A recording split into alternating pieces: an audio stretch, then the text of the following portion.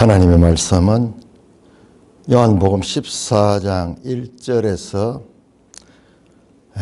3절까지 다시 한번 교독하겠습니다. 요한복음 14장 1절. 너희는 마음에 근심하지 말라. 하나님을 믿으니 또 나를 믿으라. 내 아버지 집에 거할 곳이 많도다. 그렇지 않으면 너희에게 일렀으리라. 내가 너희를 위하여 거처를 예비하러 가노니 가서 너희를 위하여 거처를 예비하면 내가 다시 와서 너희를 내게로 영접하여 나 있는 곳에 너희도 있게 하리라. 내가 어디로 가든지 그 길을 너희가 아느니라. 하나님 아버지 은혜를 감사합니다. 오늘 요한복음 14장 말씀을 바르게 깨닫고 정리할 수 있도록 하나님이 인도하여 주시옵소서. 예수님 이름으로 감사하며 기도드리옵나이다. 아멘. 오늘 우리가 보는 이 14장은 성경 전체에서 가장 중요하면서도 가장 어려운 본문입니다. 알고 나면은 어렵지 않아요. 그러나 알기까지는 어느 누구도 자신 있게 말할 수가 없는 본문입니다. 우리 매일 성경에도 마찬가지로 해설을 했지만은 그 해설이 절대적이 아니다. 늘 여지를 두고 있습니다. 그 이유는 요한복음 자체가 성격이 그래요.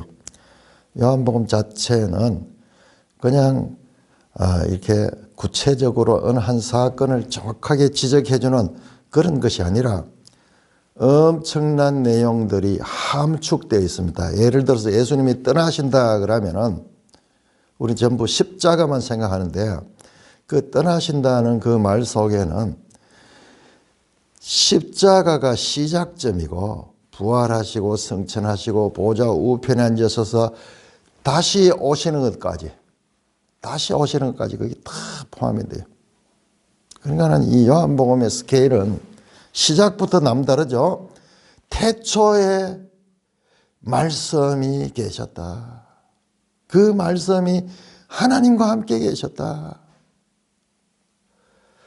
다른 공간복음이나 다른 성경들하고 비교할 수 없는 그런 이 관점에서 기록된 책이기 때문에, 그리고 이 내용을 알고 보면은 모든 구약의 가르침들이 이 14장에 와서 이제 그 정점을 맞이하는 겁니다. 그리고는 이때로부터 이제 새로운 언약의 시대가 시작되는 거예요. 새 언약을 성취하시는 분은 예수님이고, 그 예수님이 오셔서 성령을 보내주셔서 이제 교회의 시대로 넘어가는 이 모든 기초가 지금 여기에서 지금 시작되기 때문에 이 본문을 그냥 다른 본문처럼 그렇게 생각하는 그것은 성경을 전혀 모르는 이야기예요. 마치 신해산 언약 출애굽기 19장의 신해산 언약에서 시작해서 이스라엘 역사 전체가 한 단락이듯이 이 하나님의 구원 경륜에서 에덴약과 새 언약, 우리 성경이 구약과 신약으로 되어 있죠. 구약 성경 구성 자체에 이 신약, 새 언약을 지금 나타내는 장면입니다. 그러나 그것은 복음서가 다 그렇거든요. 복음서가 그 새 언약을 성취하시는 분이 예수님이시거든요. 그런데 요한복음이 그 공간복음과 다른 점은 그 공간복음서는 예수님의 어떤 이 태어나심과 죽으심까지의 어떤 그런 사건들을 중심으로 예수가 새 언약을 성취했다는 것을 선포하지만은 요한복음은 그것뿐만 아니라 예수님이 가신 후에 성령을 보내주신 성령. 성령이 오셔야 돼, 성령. 그래서 그 성령이 오셔서 이제 교회 시대 사도들 1차적으로 사도들에게 내주하시고, 그리고 이제 오순절날 성령이 임하셔서 무리들에게 임하시면서 이제 교회 시대가 시작되는 그와 같은 것인데, 그 성령에 대해서 다른 복음서에는 전혀 나오지 않는 내용들이 여기서 지금 선포되는데, 그 대표적인 14장입니다. 14장입니다. 다시 한번 이 전체 구조를 봐야 됩니다. 자, 이 마지막 강론, 즉 다락방에서 예수님께서 식사를 하시고 제자들의 발을 씻으시고 그 후에 하신 이 말씀의 시작점은 13장 31절부터입니다. 유다가 나간 후에 예수님께서 먼저 말씀했습니다. 인자가 영광을 받았다. 이게 무슨 뜻이냐? 뒤에 보니까는 33절에 보니까는 내가 간다 떠나심을 말씀합니다. 예수님의 떠나심. 간다. 이별. 그래서 고별 설교라고도 하는 거죠. 그럼 이 떠나심은 이제 십자가의 죽으심을 말씀하는 것입니다. 그렇다면 십자가의 죽음은 참으로 두려운 것이고 제자들로 봐서는 절망이잖아요. 이 선생을 믿고 따랐는데, 그런데 예수님은 그 떠나심을 인자가 영광을 받았다 이야기를 하는 거죠. 하나님도 그에게 영광을 주시는 그것이 바로 떠나는 것이라는 겁니다. 떠나는 거죠.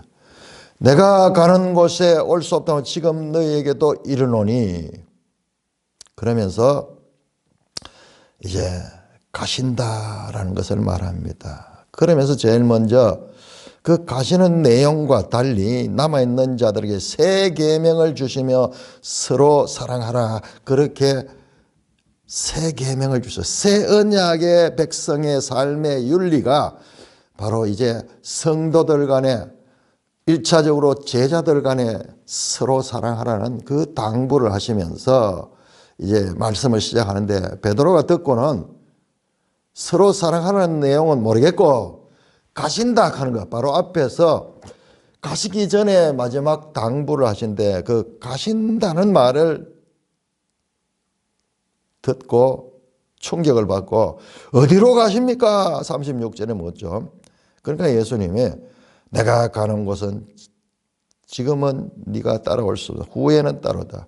베드로가 왜 따라갈 수 없습니까? 내 목숨까지 버려서도 따라가겠습니다.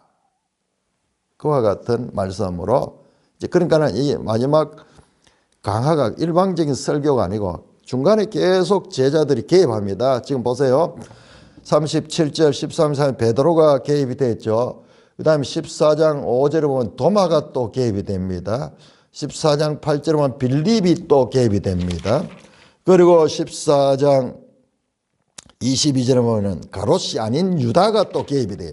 그러니까 예수님 말씀하는데 방향이 이 제자들이 개입하면서 계속 방향이 틀어지면서, 그럼에도 불구하고 예수님께서는 자신이 하시고자 하시는 말씀을 계속 이어갑니다.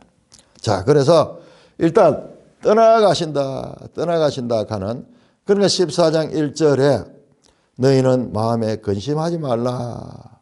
자, 말씀드렸죠. 13장 마지막 절은 베드로 너 2인칭 단수로 이야기했는데, 갑자기 지금 예수님 말투가 너희는 2인칭 복수로 제자들을 향하여 마음에 근심하지 말라. 그러니까요, 베드로가 지금 이 근심을 하면서 어디로 가는지 따라가겠습니다. 그러니까는 제자들, 베드로를 대표해서 제자들 전체의 마음을 위로하십니다. 먼저 마음에 근심하지 말라. 하나님을 믿으니 또 나를 믿으라. 하나님과 예수님이 동등한 믿음으로 그들이 예수님을 믿어야 될 것을 말씀하십니다. 자, 어제 제가 4절까지를 말씀하면서 나온데 이 4절까지 보시기 전에 전체 구조를 한번 봐야 돼요. 이 내용은 지금 이렇게 잘라서 보면은 이해할 수가 없습니다. 이건 전체 지금 이 내용이 엄청 이게 삼위일체 하나님이 개입되는 사건이에요. 그렇기 때문에 전체 구조를 보시면은 1절에서 3절은 떠나심과 다시 오심을 말합니다. 그 3절은 내가 다시 온다. 가서 거처를 예배하고 내가 다시 온다. 떠나심과 다시 오심. 그래 온다. 이 두 저제가 지금 3절에 나옵니다.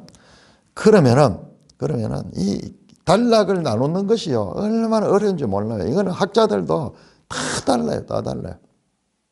근데 제가 봤을 때 최종적으로 여러 견해들 가운데 선택을 하면은 4절에서 14절은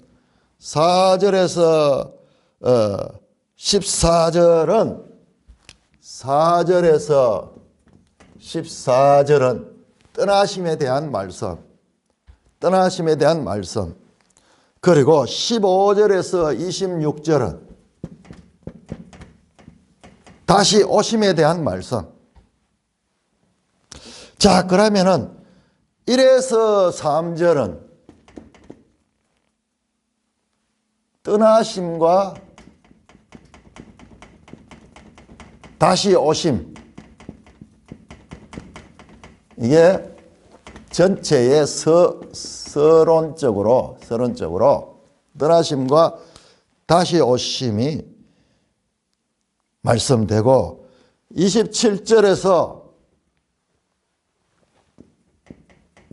31절은 결론으로 정리가 되는 그런 구조를 갖습니다. 자, 먼저 31절 한번 볼까요? 31절은 일어나라 여기를 떠나자 하면서 다락방에서 나가는 장면으로 되어 있습니다. 그래서 일단 이렇게 말씀이 13장 31절에서 14장 31절까지가 한 큰 단락을 이루고 있고 소단락은 이런 구조로 보면은 좀 이해가 됩니다. 근데 이것만 봐가지고는 이해가 안 돼요. 이해가 안 되고 이 본론도 보고 이것까지 봐요. 그래서 이번에 보는 것은 전체적으로 보지 않으면은 도무지 이해할 수 없습니다. 먼저 이 부분에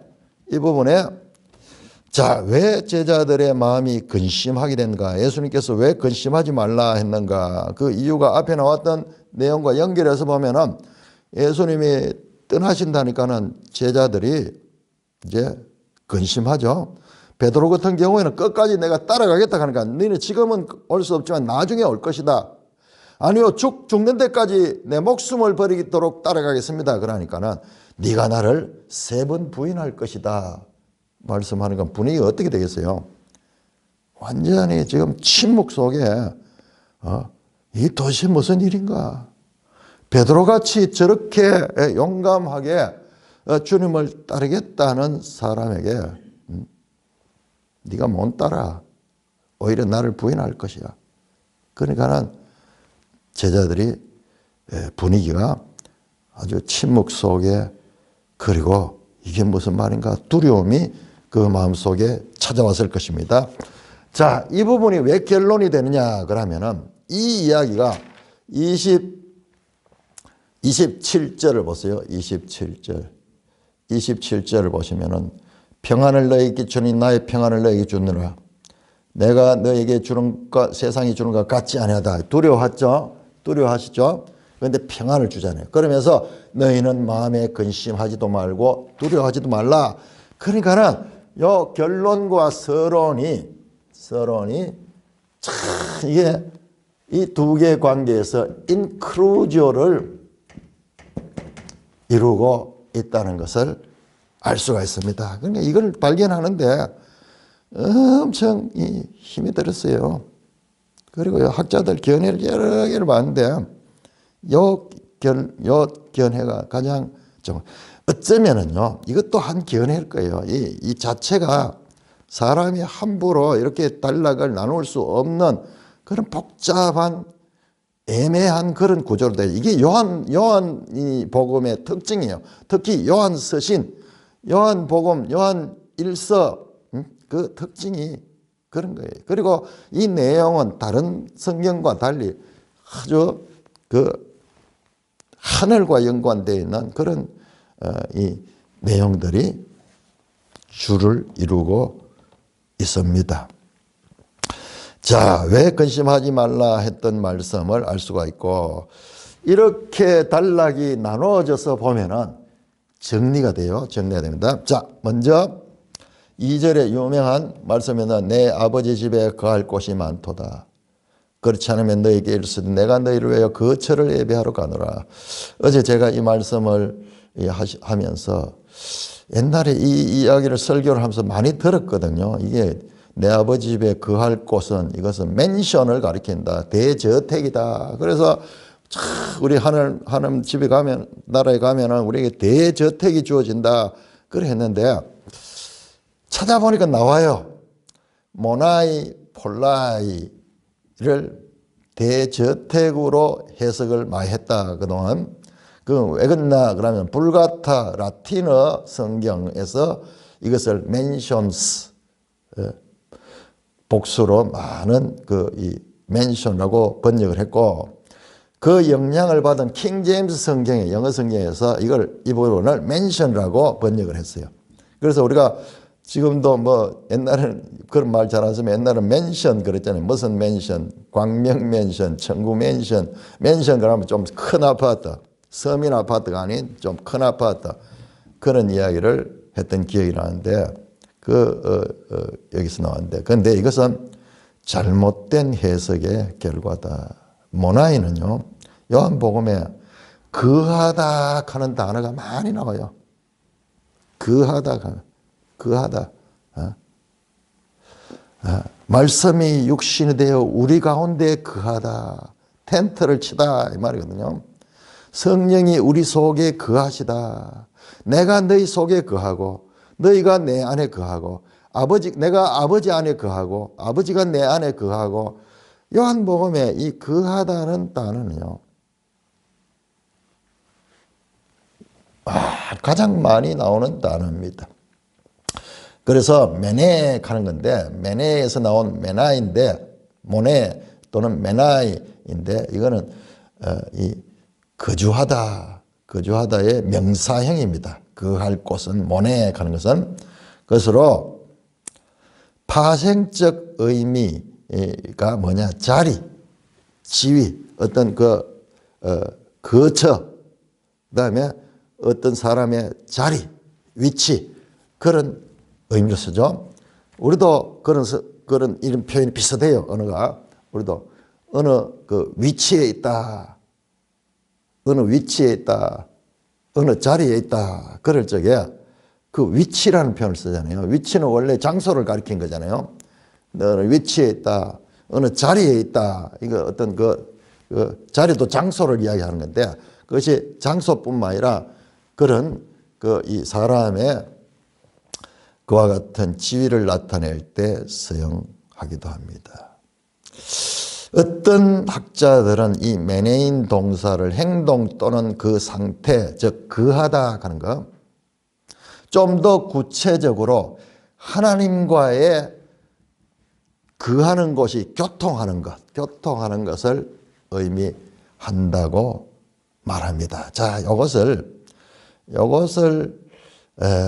이 단어를 제대로 이야기해서는 이 단어가 딱 한 번 더 나와요. 딱 한 번 나와요. 어디 나오냐? 14장 23절에 나옵니다. 23절. 예수께서 대답해 사람이 나를 사랑하면 내 말을 지키라. 아버지께서 그를 사랑할 것이요. 우리가 그에게 가서 거처를 그와 함께 하리라. 이야, 이거 엄청 내용이에요. 우리가 그에게 가서 거처를 그와 함께하라. 여기 사용되는 이게 모나이. 요 딱 두 건 나와요. 그러니까 여기에서는 내 아버지 집에 거할 곳이 있다 하는 것은 그 하늘에 있는 거죠. 그런데 여기는 삼위일체 하나님이에요. 성부와 성자가 보세요. 23절에 내 아버지께서 그를 사랑할 것이요. 우리는 누굽니까? 내 아버지와 아들 이 두 분이서 어떻게 하냐? 그에게 가서 그는 누구냐? 그럼 사람을 가리켜요. 믿는 사람, 1차적으로 제자들에게 와서 거처를 함께 한다는 거예요. 그러니까는 이 의미를 그냥 멘션 뭐 그런 식으로 번역을 해버리면은 이해 안 되는 거예요. 그래서 여기에서 교통하다 그리고 거하는 것은 뭐합니까? 거주하면서 같이 교제할 수 있는 그런 용법이 지금 23절을 보면은 지지를 받아요. 그래서 지금 이것을 이 거할 곳을 명확하게 하늘에 있는 어떤 그 장소적 개념으로만 볼 수 없는 그런 의미를 가지고 있다. 이 단어 하나 때문에 해석이 많이 달라집니다. 그래서 지금 14장의 연구는 제가 다시 말씀드리지만 성경 전체에서 가장 어렵고 가장 중요한 부분이에요.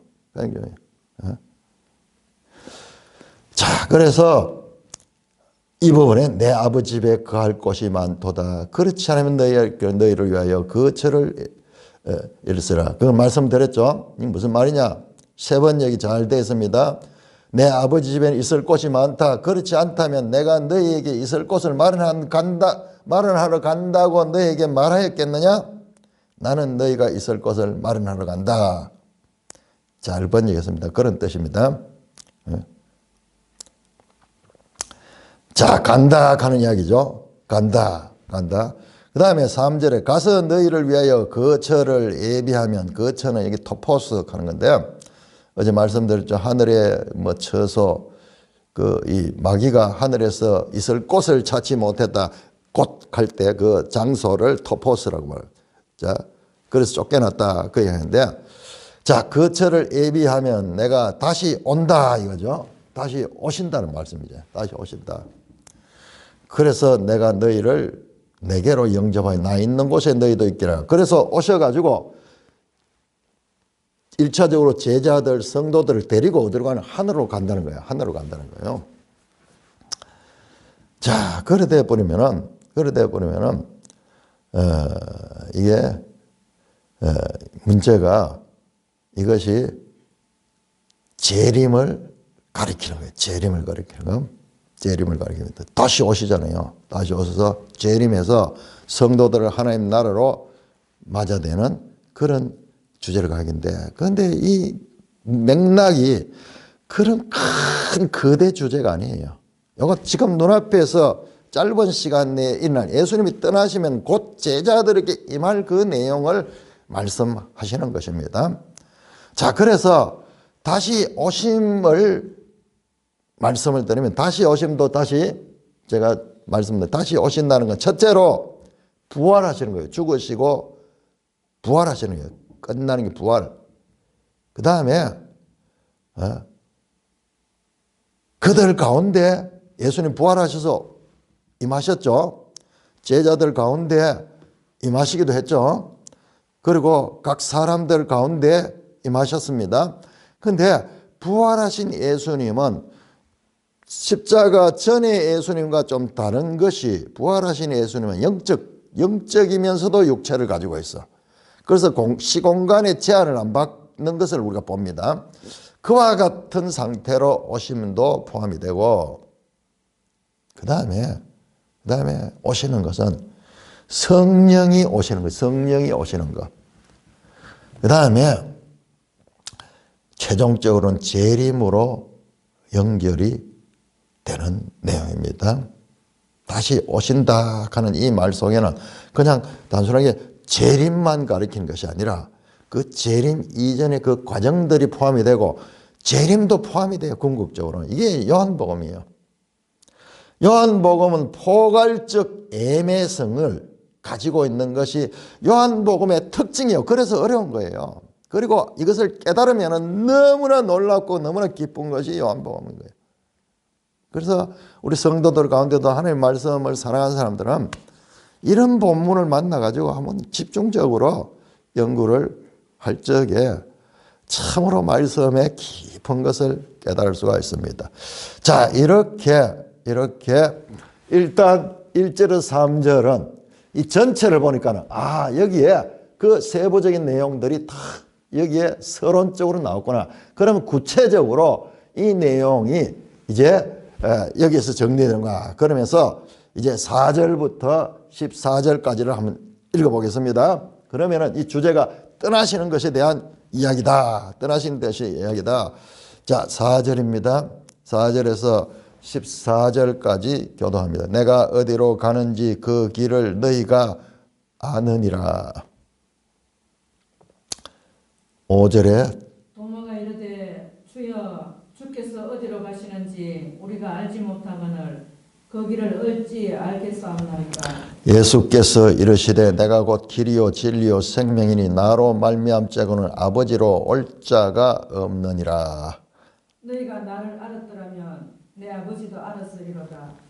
이제부터는 너희가 그를 알았고 또 보았느니라.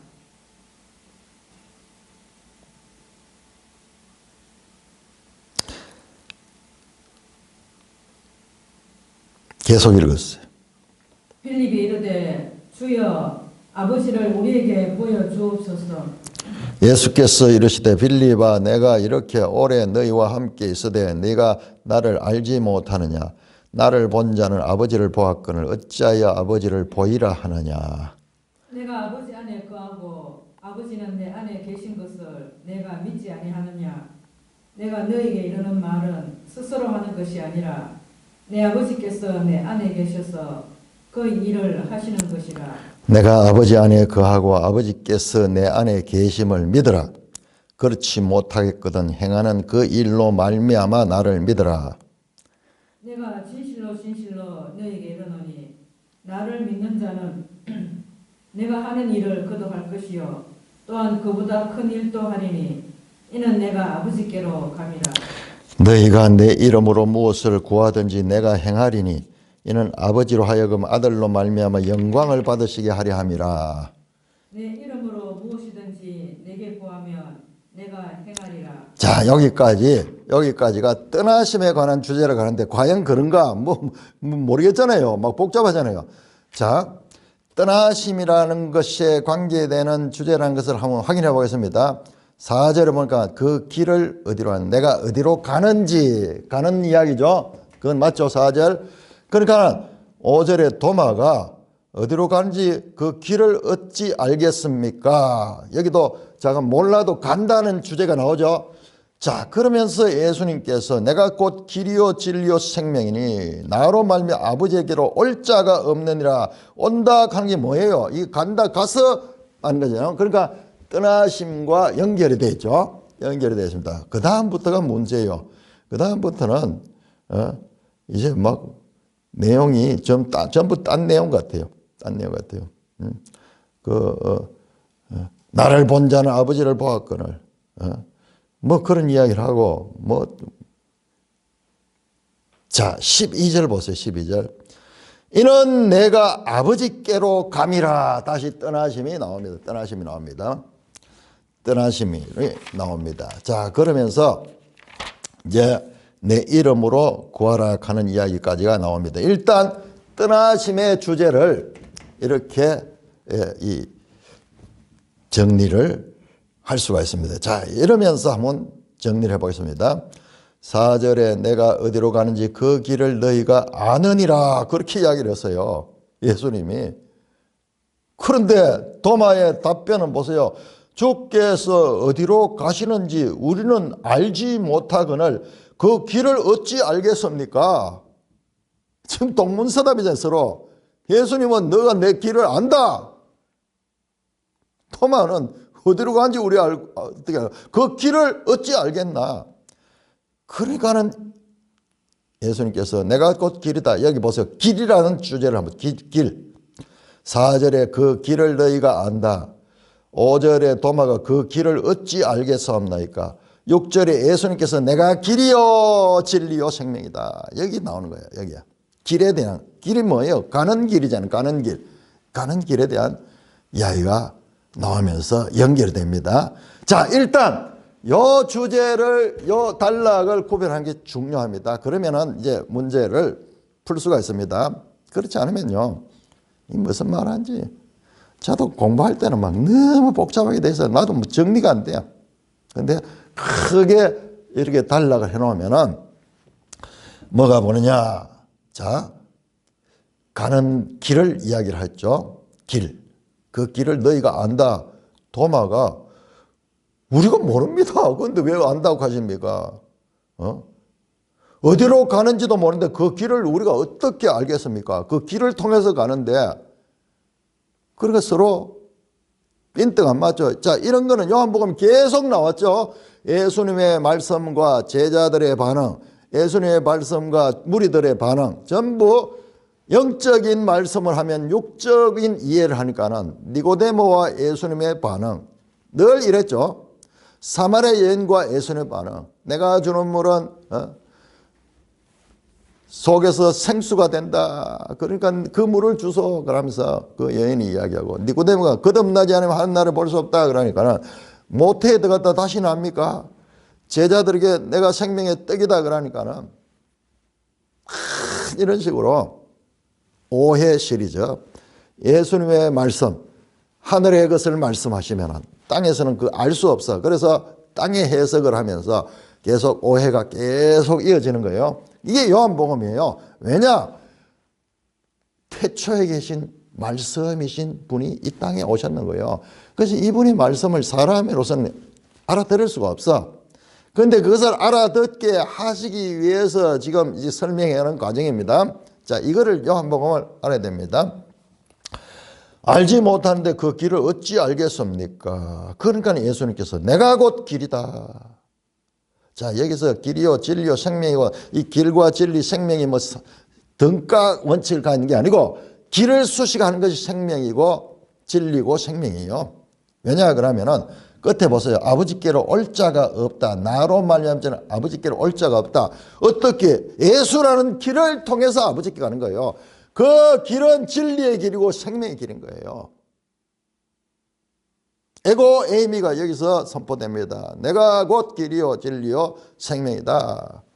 그러면서 주제는 여기에서는 길, 진리, 생명 세 가지가 아니고 길이에요. 길. 바로 앞에서 나왔죠. 그 길을 네가 안다. 그 길을 우리는 모릅니다. 내가 길이다. 그렇게 말씀하십니다. 자, 여기에서 7절이 이해가 됩니다. 이제 이 정말 어려운데 너희가 나를 알았더라면 내 아버지도 알았으리로다. 이제부터는 너희가 그를 알았고 또 보았느냐. 이게 무슨 말씀이요? 황당한 이야기죠. 무슨 말이냐? 예수님이 제자들을 향해 너희가 그 길을 안다고 했는 것은 그런데 제자들은 모른다고 했거든요. 그 이유가 뭐냐 그러면은 그들은 알고 있어요. 왜? 예수님이 길인데 지금 그들이 예수님의 제자들이고 예수님과 지금 대화하고 있잖아요. 그래서 내가 길이다. 그리고 나를 통하여 아버지께로 간다. 그 말씀을 하시는 거예요. 그렇죠? 지금 3절까지는 간다, 온다 이야기고 4절부터는 가는 이야기, 떠나시는 이야기가 나오잖아요. 그러니까 이걸 하나하나 알아들어야 돼요. 그리고 1절에서 3절만 가지고 해석을 하면 1000가지, 10,000가지 해석이 나오는 거예요. 네. 자, 이렇게 연결이 된다. 예수님의 말씀이 요한복음에서 이렇게 연속성을 가진다. 이거 하나만 보는 것 발견해도 엄청난 거예요. 이거는 보통 사람 포기해버려요. 이게 무슨 말인지 도무지 알아들 수 없다. 6장에서 예수님 말씀을 듣고 이 말씀이 심히 어렵다고 다 떠나가듯이요. 저도 공부하면서 이 글 자체가 잘못된 게 아닌가. 그런 생각이 막 드는 거예요. 도무지 이게 한글로 되어 있는데 왜 이해가 안 되나 말이야. 이게 무슨 말이냐 도대체. 자, 보세요. 자, 이게 정리가 됩니다. 너희가 길을 안다. 예수님이 하신 것은 예수님이 길이기 때문에 제자들은 길을 지금 알고 있는 거예요. 길과 대화를 하고 있는 거예요. 근데 우리는 모른다 하는 거예요. 제자들은 그 길을, 그냥 땅에 있는 길을 이야기를 하는 거예요. 그 길을. 그러니까 예수님이 내가 곧 길이다. 그러는 거예요. 7절에 너희가 나를 알았더라면 내 아버지도 알았으리라. 이제부터 너희가 그를 알았고 또 보았느니라. 무슨 말입니까? 앞에 나오는 내용과 예수님이 곧 길이다 말이에요. 너희들이 그 길을 지금 보고 있다. 너희가 나를 알았다면, 예수님을 안다면 내 아버지도 안다. 왜냐? 이제부터는 너희가 그를 알았고 또 보았느니라. 여기서 그는 아버지예요. 아버지를 알고 또 보았다는 거예요. 무슨 말이에요? 예수님이 아버지와 나는 하나다. 그 이야기를 계속 가르쳐 왔잖아요. 예수님과 아버지의 서로 상호 연관관계를 말씀해 왔잖아요. 그래서 너희가 나를 알았으면 내 아버지를 알았다. 예수님을 아는 자는 아버지를 아는 자고 아버지를 아는 자는 예수님을 아는 자. 이제부터 너희가 그를 알았고 또 보았느니라. 예수님을 아는 것은 바로 하나님을 아는 것이고 하나님을 보는 것이다. 그야말로 황당한 이야기를 하자 빌립이 질문합니다. 주여 아버지를 우리에게 보여주소서. 보았다 그러는데 보여주소서 그러면 족하겠습니다. 무슨 말인지 모르겠어요. 진짜 보여주세요. 보여주세요. 자, 여러분 이 내용들이 다 구약적 배경을 가지고 있습니다. 구약의 하나의 모형과 같은 일들이 있었고 일어난 지금 예수님이 이 다락방에 하는 마지막 유언적인 말씀은 창세기 49장의 야곱의 유언적 축복, 그 다음에 신명기 31장 이후에 모세의 유언적 축복과 그게 하나의 모형적이고 이 예수님이 지금 마지막 돌아가시기 전에 유언적 교훈을 가르치는 내용으로 연결됐습니다. 이 빌립이 아버지를 보여주소서 하는 것은 시내산에서 말이죠. 하나님이 임재했을 적에 어떻게 합니까? 모세가 하나님께 요청합니다. 하나님을 보여달라고 그때 사용된 단어입니다. 보여주다. 모세가 출애굽기 33장에 하나님을 보여달라고, 그러니까 하나님께서 보여주시잖아요. 등만 보자는, 다 보지 못하고 등만 보고 지나가듯이 빌립이 그런 요구를 하고, 봤다 그러니까는 진짜 좀 보여주세요. 당연한, 봤다 가는데 본 적이 없어. 예수님을 보는 것이 하나님을 보는 건데 그는 그것을 믿지 못하고 그것을 알지 못하기 때문에 다시 하나님을 보여달라고 그렇게 말씀하고 있습니다. 자, 예수님께서 말씀하십니다. 빌립아, 내가 이렇게 오래 너희와 함께 있으되 네가 나를 알지 못하느냐. 나를 본 자는 아버지를 보았거늘 어찌하여 아버지를 보이라 하느냐. 자, 지금 보다 가는 이야기와 주제가 또 연결되죠. 보세요. 7절에 보았느니라, 8절에 보여주소서, 9절에 본 자는 보았거늘 보이라 하느냐. 자, 이렇게 연결이 되잖아요. 질문과 답변과 연속성. 이것만 발견한 것도, 이거 발견하는데도 얼마나 힘이 드는지 몰라요. 보다. 그러니까 예수님께서 말씀합니다. 내가 이렇게 너희와 함께 있을 때 네가 나를 알지 못하냐. 나를 본 자는 아버지를 보고 어찌하여 아버지를 보이라 하느냐. 내가 아버지와 동일하야. 나를 본 자는 아버지를 보았고 나를 아는 자는 아버지를 아는 거야. 그런데 어찌하여 아버지를 보이라 하느냐. 예수님을 본 자는 아버지를 본 자입니다. 이 말씀은 12장 45절에 이미 말씀하셔서 나를 보는 자는 나를 보내신 걸 보는 것이다. 계속 앞에서 가르쳐 왔잖아요. 예수님과 그 아버지 하나님과의 서로 상호 연관관계. 심지어는 아버지와 나는 하나다. 10장 31절에서 아버지와 나는 하나다. 5장 18절은 아버지와 자신이 동등되다 하셨다고. 그래서 유대인들이 예수님을 죽이려고 그랬죠. 그러면서 다시 더 설명합니다. 10절에 내가 아버지 안에 거하고 아버지는 내 안에 계신 것을 네가 믿지 않느냐. 내가 너에게 이런 말은 스스로 하는 것이 아니라 아버지께서 내 안에 계셔서 그의 일을 하시는 것이다. 아버지와 아들의 하나됨이 어떤 존재 방식으로 가느냐. 아버지가 내 안에, 내가 아버지 안에 상호내주하는 상호내주의 방식으로 존재한 거예요. 그러니까는 예수님을 보면 그 안에 아버지가 들어있기 때문에 아버지를 보는 것이고, 아버지를 보면 그 속에 예수님이 들어있기 때문에 예수님을 보는 게 되는 거예요. 자, 내가 너에게 이런 말은 스스로 그러므로 상호 내주 관계에 있기 때문에 내가 지금 말하는 것은 내 혼자만 말하는 것이 아니라 아버지께서 내 안에 계셔서 그의 일을 하시는 것이다.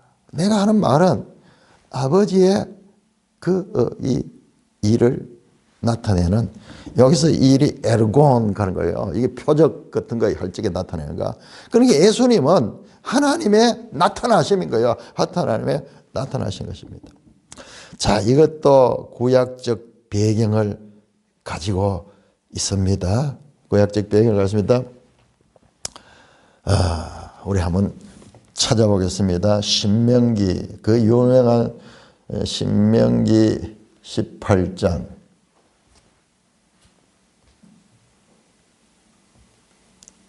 신명기 18장 18절부터 나오는 그 유명한 말씀이죠. 신명기 18장 18절 내가 그들의 형제 중에 너와 같은 선지자 하나를 그들을 위하여 일으키고 내 말을 그의 입에 두리니 내가 그에게 명령하신 것을 그가 무리에게 다 말하리라. 그가 무리에게 다 말하리라. 하나님이 선지자 형제들 중에, 이스라엘 형제들 중에서 모세 같은 선지자를 하나 이렇게 가지고 내 말을 그의 입에 두는 거예요. 그래서 그가 명령하는 것은 하나님의 말인 거예요. 하나님의 일을 나타내는 말인 거예요. 그래서 그가 명령하는 것이 무리에게 다 말하는 거예요. 지금 예수님이 하나님이 주신 그 말씀을 하는 거예요. 자, 너와 같은 선지자, 여기서 너는 모세입니다. 모세와 같은 선지자. 모세는 예수님의 애표예요. 그러니까는 앞에서 나왔잖아요. 율법은 모세로 온 것이요 은혜와 진리는 하나님께 예수 그리스도께로 온 것이다. 계속 모세와 예수님을 대조하는 관계죠. 모세는 예수님의 하나의 그림자와 같은 그런 역할을 한다. 자, 신명기 34장 제일 마지막 장에 한번 보세요. 신명기, 그러니까 구약 성경을 우리가 어떻게 읽을 것인가.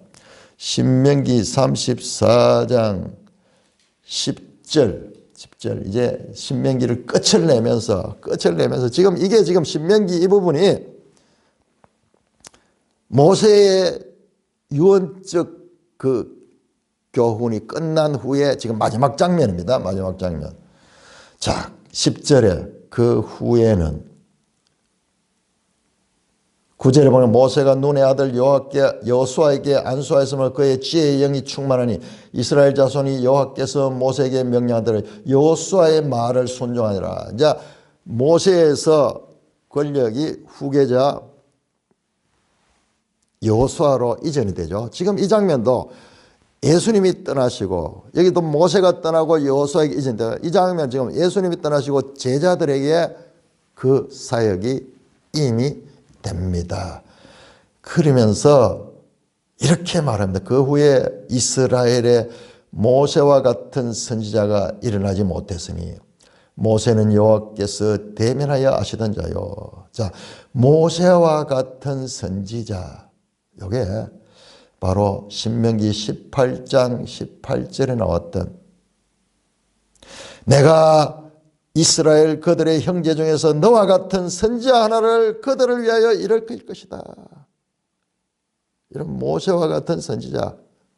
그래서 요한복음 1장부터 네가 그 선지자냐, 그 선지자냐, 그 선지자냐, 그 선지자냐, 이 말씀이 왔는 거야. 이게 예수님을 가르쳐요. 세례 요한을 가지고 네가 그러면 네가 누구냐? 에레미야냐?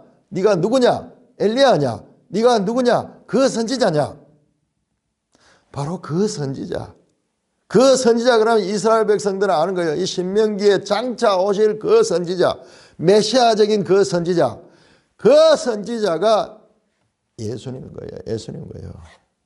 그래서 지금 이 말씀이 신명기 배경을 가지고 있는 것입니다. 내 말은 스스로 한 것이 아니라 아버지께서 내 안에 계셔서 그의 일을 한다.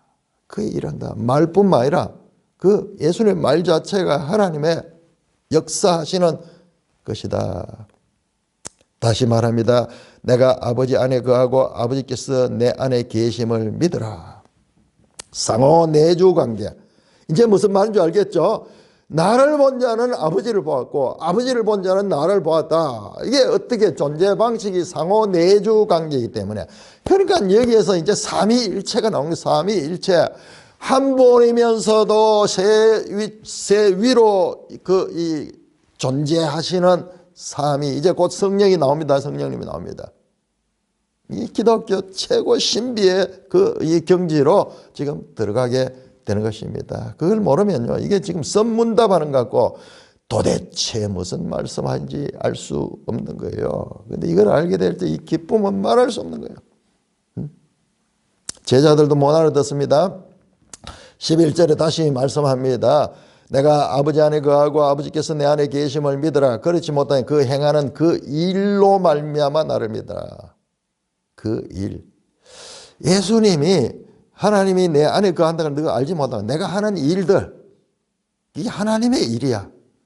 그걸 봤잖아. 너희들이 표적을 봤잖아. 죽은 자를 살리고 눈먼 자의 눈을 뜨게 하고 38년 병자를 고치고 저 왕의 신하의 죽은 아들을 살려냈던 그 일이 뭐냐?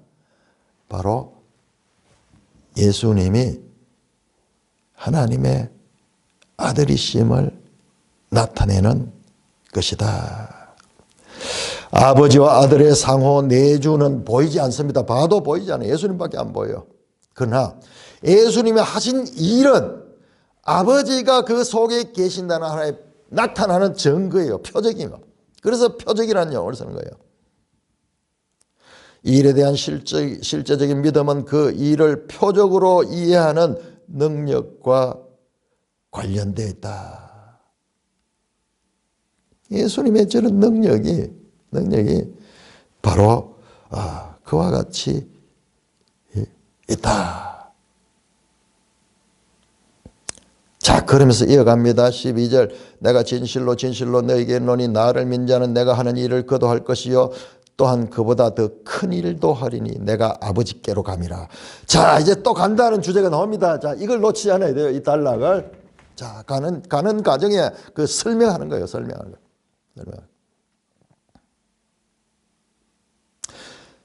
내가 가면은 내가 하는 일을 너희도 할 것이다. 1차적으로 제자들을 가리켜 사도들을 가리킵니다. 또한 그보다 더 큰 일도 한다. 와,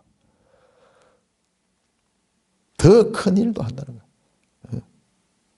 이는 내가 아버지께로 감이라. 아버지께로 이제 가시고 나면은 너희가 너희가 내가 한 일을 할 것이고 또한 그보다 더 큰 일도 할 것이다 라는 말씀으로 말씀하십니다. 이게 가는 주제와 맞죠? 간 후에 어떻게 되냐? 두려워하지 말라. 근심하지 말라. 내가 간 후에 너희가 그런 큰 능력을 행할 수 있게 된다는 말씀이죠. 말씀입니다.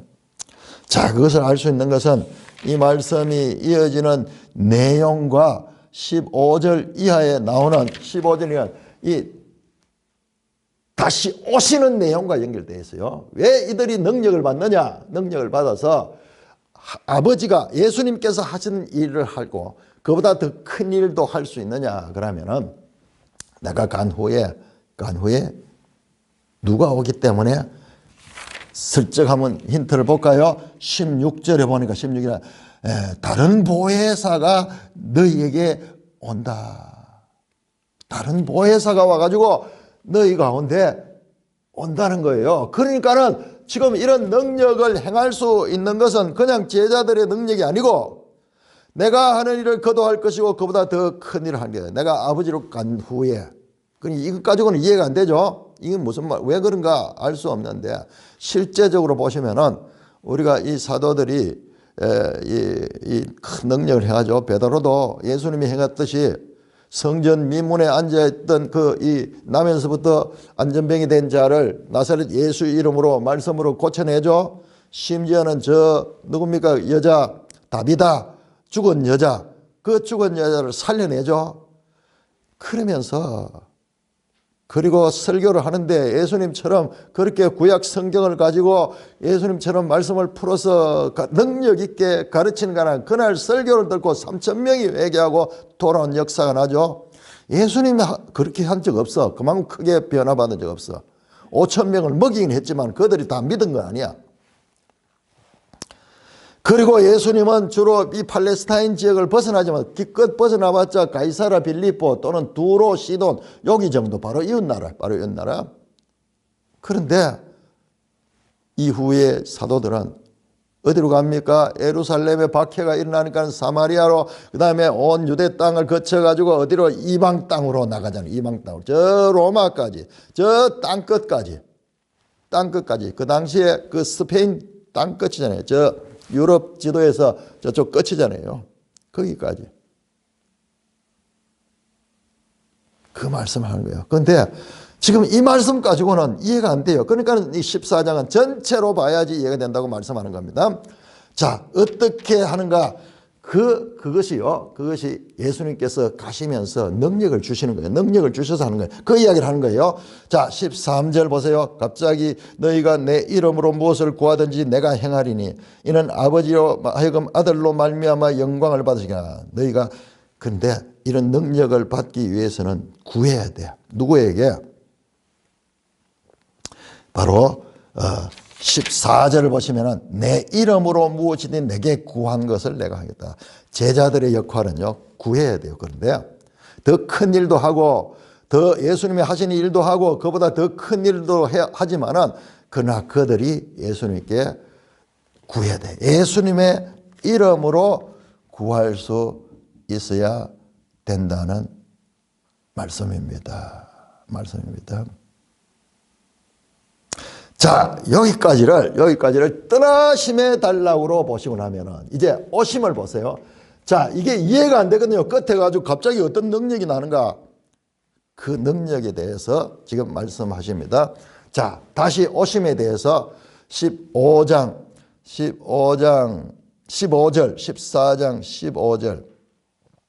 15절 너희가 나를 사랑하면 나의 계명을 지키리라. 내가 아버지께 구하겠으니 그가 또 다른 보혜사를 너희에게 주사 영원토록 너희와 함께 있게 하리니 그는 진리의 영이라 세상은 능히 그를 받지 못하느니 이는 그를 보지도 못하고 알지도 못함이라. 그러나 너희는 그를 아나니 그는 너희와 함께 거하심이요 또 너희 속에 계시겠음이라. 18절 내가 너희를 고아와 같이 버려두지 아니하고 너희에게로 오리라. 조금 있으면 세상은 다시 나를 보지 못할 것이되 너희는 나를 보리니 이는 내가 살아있고 너희도 살아있겠음이라. 그날에는 내가 아버지 안에 너희가 내 안에 내가 너희 안에 있는 것을 너희가 알리라. 나의 계명을 지키는 자라야 나를 사랑한 자니 나를 사랑한 자는 내 아버지께 사랑을 받을 것이요 나도 그를 사랑하여 그에게 나를 나타내리라.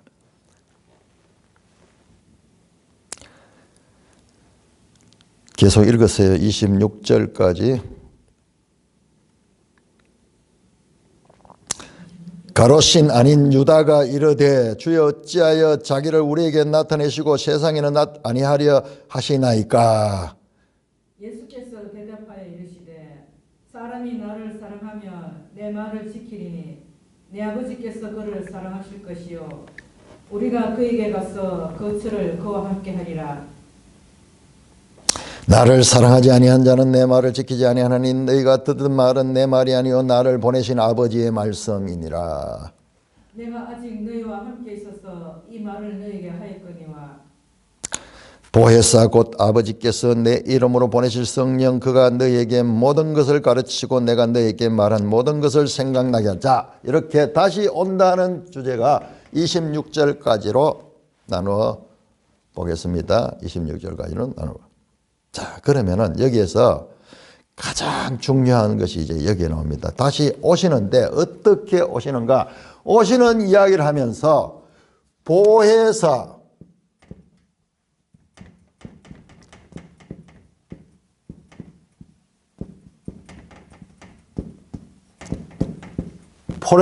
파라클레토스라는 보혜사가 오신다는 이야기가 두 번이 나옵니다.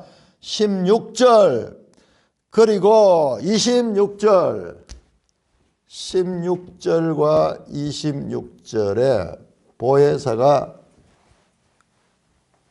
예수님께서 보혜사를 보내주시는 거예요. 보혜사를 보내주신다고요.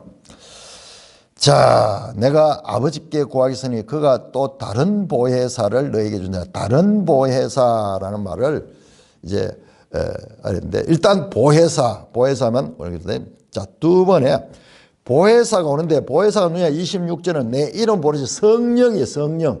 성령입니다. 보혜사는 성령님, 성령. 보혜사는 성령을 가리키고 있는 말씀입니다. 자, 그러면서 일단 자, 이렇게 끝을 내고 다시 오는 이야기, 다시 오심의 핵심은 보혜사와 연관이 있습니다. 그런데 여기 보시면요. 여기 보시면은 23절 같은 경우에 사람이 나를 사랑하면 내 말을 지키니 내 아버지께서 그를 사랑할 것이요 우리가 그에게 가서 그 처를 함께 하라. 우리 아버지와 아들 보혜사 성령 삼위일체 이야기가 다시 온다는 이야기 속에는 삼위일체 이야기가 다 들어있는 거예요. 그러니까 이게 이런 관점을 가지지 못하면 읽어도 무슨 말인지 알 수 없는 거예요. 도무지 알 수 없네요. 그리고 이와 같은 것을 알 적에 이분 떠나심과 다시 오심에 관한 것도 이게 꼭 재림만이 아니다 하는 것을 이해할 수 있는 거예요. 바로 이 내용 속에서. 그래서 여기에서 떠나심과 다시 오심 서론에 관한 것은 그 본론 속에 떠나심과 다시 오심 이것을 풀어서 설명하는 거예요. 설명하는 거.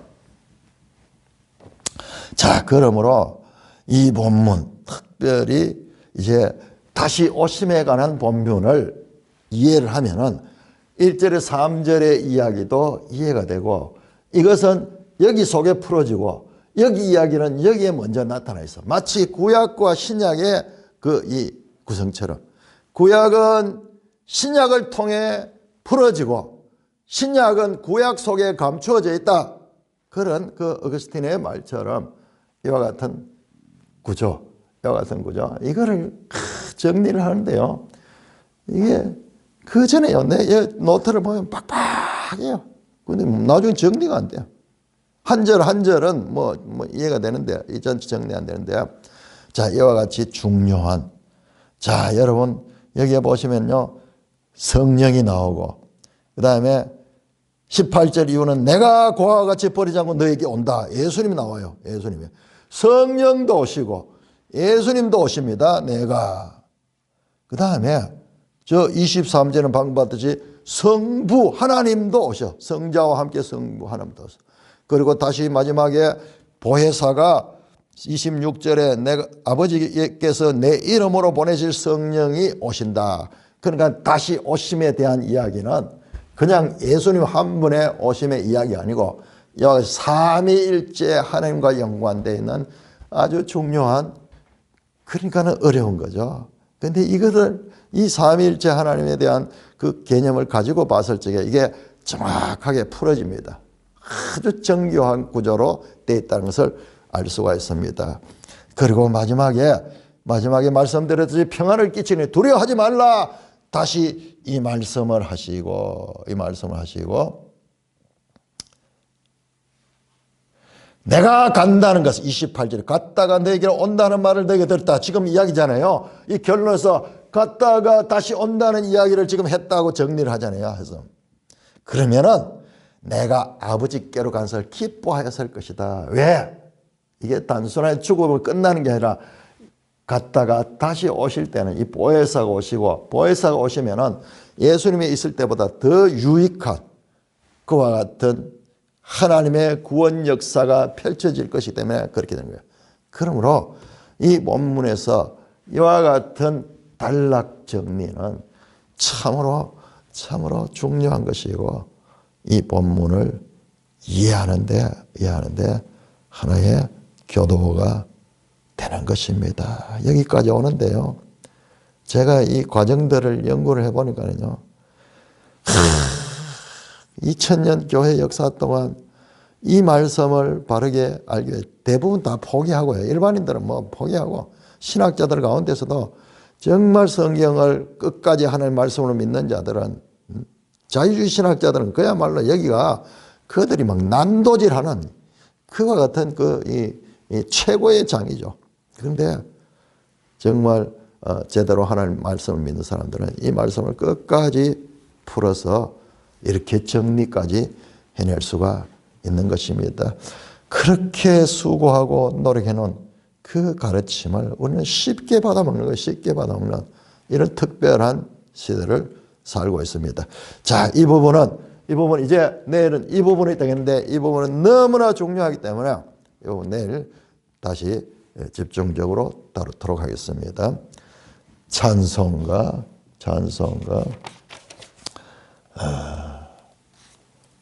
191장입니다.